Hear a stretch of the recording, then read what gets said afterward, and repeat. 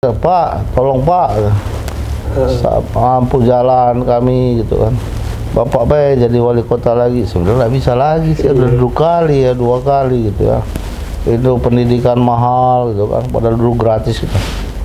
Gratis. Jadi mau masuk SMA, SMK, banyak yang datang ke sini. Banyak yang datang mengeluh ke saya, Pak, tolong Pak, masuk ke anak aku. Nah, kami diminta 10 juta.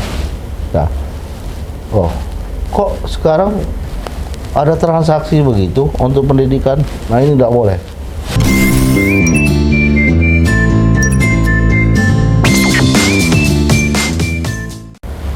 Assalamualaikum warahmatullahi wabarakatuh. Jumpa lagi bersama saya Trisno Rusli dalam programnya Podcast Cukup Pedas. Podcastnya Palpers Official yang bisa kalian saksikan di YouTube channel. Dalam episode kali ini kita berkesempatan menghadirkan salah seorang tokoh yang sangat berperan dalam pembangunan Kota Palembang. Beliau pernah menjabat sebagai Wali Kota Palembang 2 periode dan saat ini sedang duduk di kursi parlemen anggota DPR RI Komisi 5 dari Partai Gerindra. Langsung saja kita sapa narasumber kita kali ini, Bapak Haji Edi Santana Putra. Assalamualaikum warahmatullahi wabarakatuh, Bapak. Waalaikumsalam warahmatullahi wabarakatuh. Tetap sehat, Pak Edi? Alhamdulillah. Ya, mungkin sebagian kaum milenial belum mengetahui sepak terjang dari Pak Edi Santana Putra ini, karena kita pahami lah kalau dulu Pak Edi kan tahun 2003 2013 dan itu range waktunya udah hampir 10 tahun. Dan jadi saya ingat betul nih Pak, pada tahun 2010 kemarin waktu Bapak masih menjabat sebagai Wali Kota Palembang, waktu itu tagline-nya kan sebagai kota internasional nih Pak, dan satu-satunya negara di Indonesia, kota di Indonesia yang mencanangkan sebagai kota entrepreneurship, dan Palembang menjadi tuan rumah Global Entrepreneurship Week. Nah, apa Pak yang mendasari waktu itu sehingga Bapak begitu semangat nih untuk membangun kota entrepreneur di Palembang ini Pak?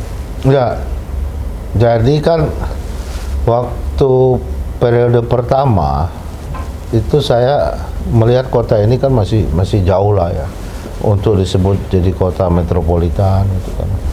Nah, padahal kategorinya udah masuk dari jumlah penduduk, luasan.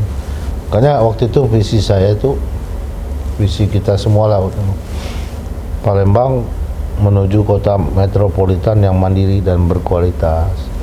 Dan kelihatannya 5 tahun itu kerja keras ya tercapailah banyak investasi gitu kan. Mandiri ya harus mandiri, bisa menghidupi sendiri gitu ya. Artinya lapangan pekerjaan banyak apa. Nah, itu kelihatan tercapai. Setelah itu ya kita meningkat lagi. Di 2008 itu harus meningkat. Di 5 tahun ke depannya ya saya canangkan kota internasional, Palembang kota internasional.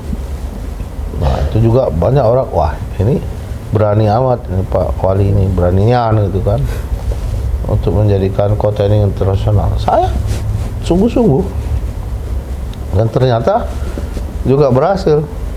Banyak kegiatan internasional itu langkah itu, visi itu tercapai menurut saya karena sudah banyak kegiatan internasional di Palembang. Seperti olahraga kan, ada SEA Games, ada Asian Games. Alhamdulillah jadi tercapai. Kemudian juga di samping itu kita canangkan Palembang kota entrepreneur. Nah, kenapa kita harus itu wirausaha lah? Kenapa harus menuju ke situ? Saya melihat tidak akan cukup ya anak-anak kita itu ya, pemuda kita, kaum milenial untuk bekerja, baik itu sebagai pegawai negeri, swasta, di TNI, Polri. Yang lain kemana gitu ya? Bisa-bisa jadi pengangguran gitu. Ada pengangguran benar pengangguran, ada pengangguran terselubung, dia sudah sarjana, sudah S1, tapi masih juga belum kerja. Walaupun pendapatannya adalah dari, bukan pendapatan tetap. Nah, ini yang membuat saya, wah, Palembang ini harus jadi kota kota dagang lah. Dulu sejarahnya zaman Sriwijaya ini perdagangan hebat Palembang ini gitu. Dari Cina, dari India, dari Arab itu terjadi perdagangan ya, hubungan dagang antar mereka itu dengan Sriwijaya. Nah, saya ingin kembalikan ke situ. Makanya kita canangkan kota entrepreneur. Adakan kegiatan Global Entrepreneur Week ya, GAW. Nah, itu kita datangkan konglomerat untuk berbicara di satu seminar besar, termasuk juga rajanya entrepreneur dari luar Eropa.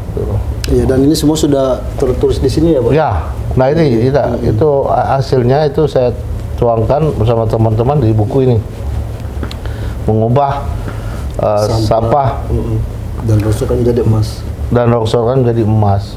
Ini juga merupakan kata-kata Ciputra itu, almarhum Ciputra. Dia menyampaikan sama saya, banyak belajar saya. Dulu Ancol itu tempat sampah, tempat pembuangan sampah Ancol, tempat nggak karuan.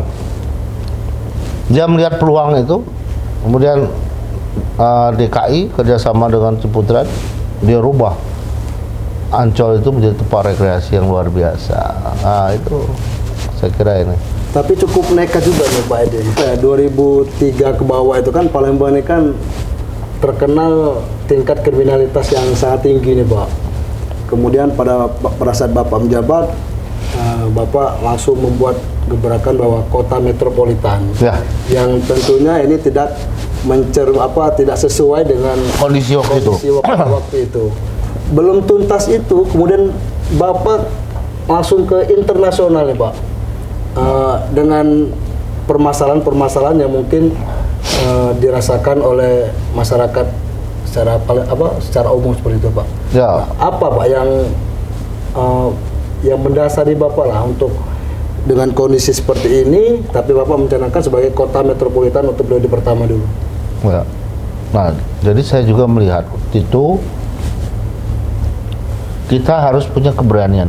Saya melihat Palembang ini waktu itu, ingat kan waktu itu Mas Tris, ya, Bung Tris, jam 6 orang masuk rumah, 6 sore, Grab masuk rumah dan tidak keluar lagi, nonton TV. Jadi tutup pintu, nonton TV dengan keluarga gitu kan. Kenapa? Karena di luar itu gelap, preman banyak, kotor, tidak ada yang mau dilihat. Dan tidak ada investasi juga, jalan restoran paling 1-2 gitu ya.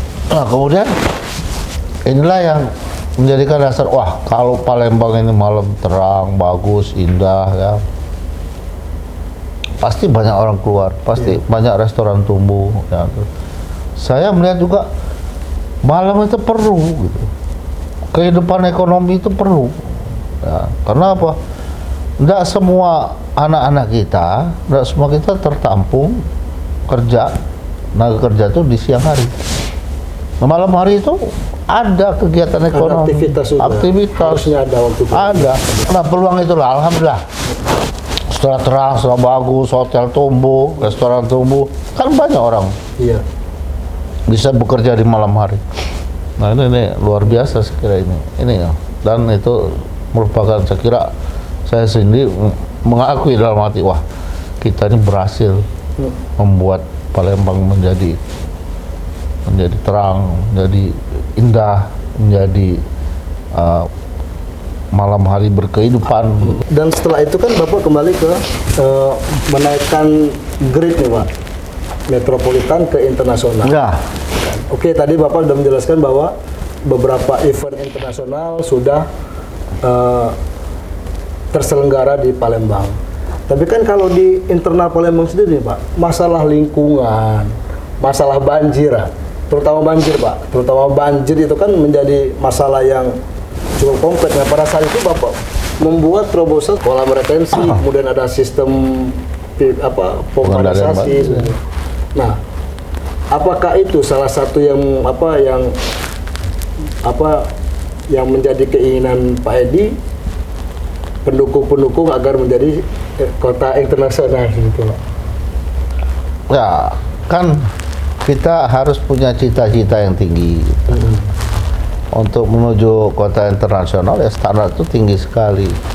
Nah, saya melihat kota kita ini ya gelap, kumuh, ya, tidak aman, kan? Banjir, ya, sampah kotor, nggak ada yang bisa dibanggakan. Gimana kita menuju ini? Nah, inilah dengan sekuat tenaga, kerja keras kita semua, kita harus bisa mewujudkan Palembang ini kota internasional, gitu kan. Nah, akhirnya ya, saya kira walaupun tidak 100% sudah tercapai kita, dan dilihat orang sekarang tahu, oh Palembang dulu mana ada yang tahu dari kalau kita kaitkan dengan masalah geografisnya Pak, Bapak berani mencanangkan sebagai kota internasional, sementara banjir masih menjadi masalah. Nah, ketika orang banyak datang, orang mancanegara datang ke Palembang, dihadapkan dengan itu, nah, apa nih yang kemarin Bapak lakuin? Ya, semua harus kita benahi, ya. Jadi, mulailah kita merencanakan itu. Ya, malu kalau orang datang ke sini banjir, datang ke sini gelap, datang ke sini kotor. Nah, semua itu harus kita benahi. Nah, tentu kita ada rencana-rencana gitu ya. Nah, saya dulu istilahnya semua rencana kita punya rencana induk pengendalian banjir Palembang sudah ada. Ada 16 sistem drainase di sini. Saya hafal. Kemudian ada rencana induk penanganan sampah. Begitu kan. Ada juga rencana pengembangan lampu jalan, taman, itu semua terencana dengan baik dan bisa dilaksanakan dengan baik juga. Termasuk dengan interkoneksi moda transportasi massal ya? Transportasi. Jadi kalau bicara Palembang dulu 2003 ya, 2004 PON kan, itu sudah kerja keras sehingga PON lumayan bagus kita ya, dan sukses besar itu PON ke-16 ya. Setelah kita beresin urusan bersih nomor 1 terus kita. Setelah disebut kota terkotor, setelah itu kerja keras, tahun 2007 kita jadi kota terbersih tingkat ASEAN ya. Jadi saya dapat penghargaan di Vietnam. Jadi kalau udah nomor 1, nomor 2 lah kita balap-balapan dengan Surabaya. Urusan transportasi kita dirikan Transmusi, itu merupakan transportasi publik kota terbaik di Indonesia setelah Jakarta. Jakarta kan bukan bandingan kita. Jakarta bersainglah dengan Kuala Lumpur, Singapura. Tapi kita bersaing dengan kota-kota kedua, ketiga, itu kita terdepan urusan transportasi nomor 1. Air bersih kita benahi nomor 1 di Indonesia. Pelayanan terpadu ya, kita bereskan, kita buka nomor 1.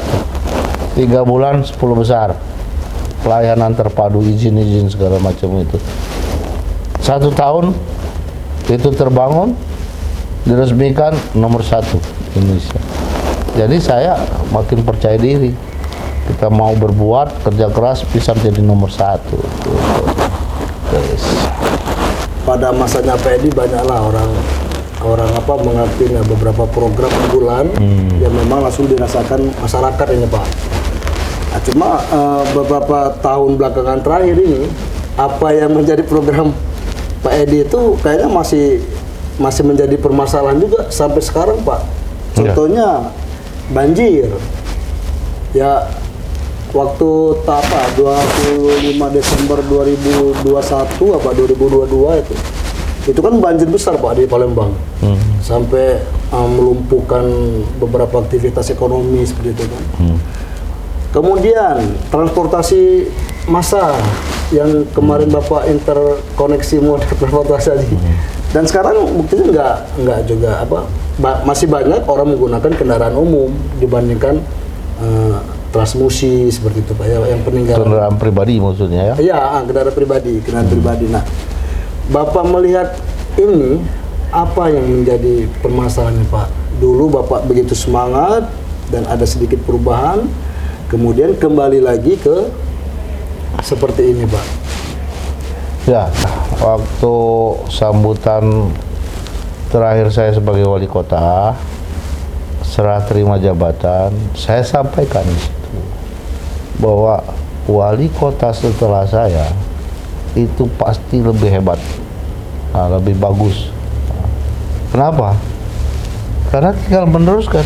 Iya. Semua sudah ada, rencana sudah ada, perencanaan dan sudah dilaksanakan dengan bagus. Perusahaan pelayanan publik, ya, sekolah, puskesmas gitu ya. Jadi pendidikan, kesehatan, infrastruktur, ekonomi kerakyatan, semua bagus. Oleh karena itu ada kekhawatiran saya, wah kalau agak ngerti, mungkin jadinya bukan bagus. Jadi saya buatkan perda pembangunan berkelanjutan. Nah, pertanyaan, pernah nggak dibuka perda? Itu ada semua. Contoh ya, air bersih, pelayanan air bersih PDAM itu harus membangun, apalagi harus membangun intake lagi, water treatment baru, karena ini sudah full capacity gitu kan. Kalau 3 tahun tidak terbangun akan menurun kinerjanya. Transportasi demikian juga, itu bus transmusi baru ada 120-an, padahal kita 100-an ya. Padahal perlu 140, kurang 40. Semuanya tertera di situ. Di perda. Iya, retaining wall. Kalau bisa setiap tahun 200 meter minimal, apa 300 meter. Nah, tapi semua itu tidak ada yang dilaksanakan. Tidak ada, jadi ya turun pasti kinerjanya gitu. Nah, ini sangat disayangkan. Jadi saya menyarankan pemimpin itu jangan cuman mau, oh aku mau jadi wali kota, jadi bupati, jadi gubernur. Ya. Ngerti barangkali ngerti, tidak ngerti tidak apa-apa.